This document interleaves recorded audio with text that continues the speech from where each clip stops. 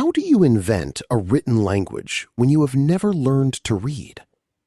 A silversmith scratching strange marks on paper in the 1820s ended up doing something almost impossible, inventing a completely new written language. In a piece published on 10 June 2026, Smithsonian Magazine tracks how Sequoyah built the Cherokee syllabary from scratch. The narrative moves from early tribal accusations of witchcraft to a sudden explosion of mass literacy. But the real question here is what an alphabet can actually protect. A written language gave a nation the tools to print newspapers and draft a constitution, building a cultural memory that survived even when the government took their land.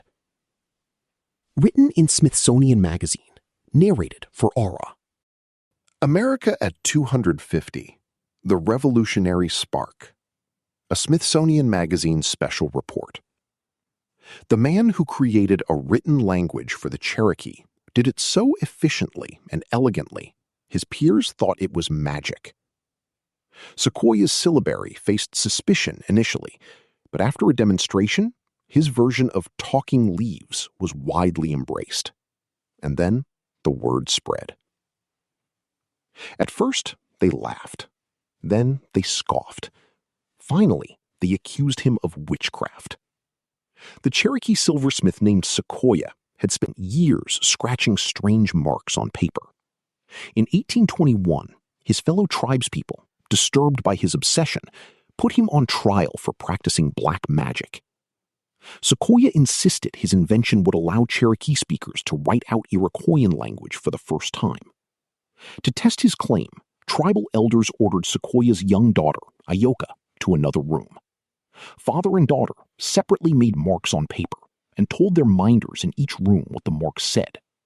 Then the papers were exchanged. When each was able to read the other's messages aloud, suspicion turned to wonder. The astonished elders immediately asked him to teach them his revolutionary transcription method.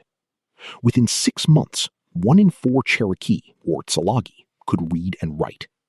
Within a quarter century, Cherokee people had achieved a higher rate of literacy than the country's non-native population. The unprecedented development came after years of work by a man whose name means pig's foot, perhaps a reference to his pronounced limp. Born in 1770s Tennessee to a Cherokee mother and a white father, Sequoyah was raised in his mother's culture and didn't read or write English. During the War of 1812, he served alongside American soldiers, sometimes using the English name George Guess. The experience likely exposed him to written language, or what he called talking leaves. After the war, Sequoyah moved to Alabama and began experimenting with an ideogrammic approach to written Cherokee, in which each word was a symbol, but he abandoned that as cumbersome and too difficult to learn. Eventually, he hit on 86 syllables that expressed specific sounds, each syllable represented by symbols borrowed from Greek, Hebrew, and English. Later reduced to 85 symbols, Sequoyah's syllabary was not simply a creative triumph, but a new means of self-government and cultural memory. By 1827, the Cherokee had a written constitution, and everything from hunting guidance to sacred chants could be recorded for posterity. The Cherokee Phoenix, the first native newspaper in the United States, rolled off the press in 1828 using his symbols. Others followed. The syllabary was widely lauded, as its phonetic accuracy and simplicity made it far easier to grasp than English. The superiority of Guess's alphabet is manifest and has been fully proved by experience, wrote Albert Gallatin, a U.S. Treasury Secretary, diplomat, and linguist in 1836.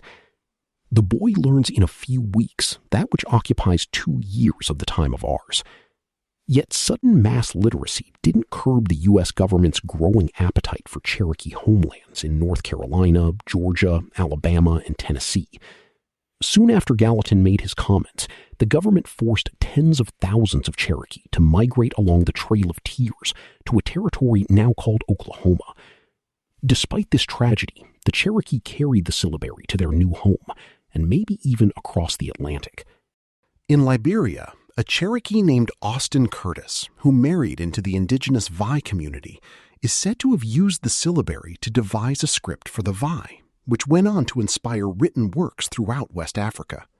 Sequoyah himself moved to Mexico, where he died in 1843. Today, with only a few thousand Cherokee fluent in their ancestors' tongue, the syllabary is a key tool in safeguarding Tsalagi culture. Teenagers use it to text one another, children's books use it to convey traditional tales, and official documents and road signs communicate in the mode Sequoyah invented, moving reminders of how a single individual's brilliance and tenacity can change the world. Did you know? Where did Sequoyah go? It's unclear why Sequoyah left for Mexico when he was 80 years old in 1842, but according to an expert with the Cherokee National History Museum, he may have been in search of his fellow Cherokee who had settled there. Even prior to their forced removal from the southeastern United States, many Cherokee resettled in the early 19th century in East Texas, which at the time was under Spanish rule. After Mexican independence and the later fight for Texan independence, these Cherokee lost contact with their countrymen. Over the years, many attempts have been made to find Sequoyah's gravesite, but none have been successful.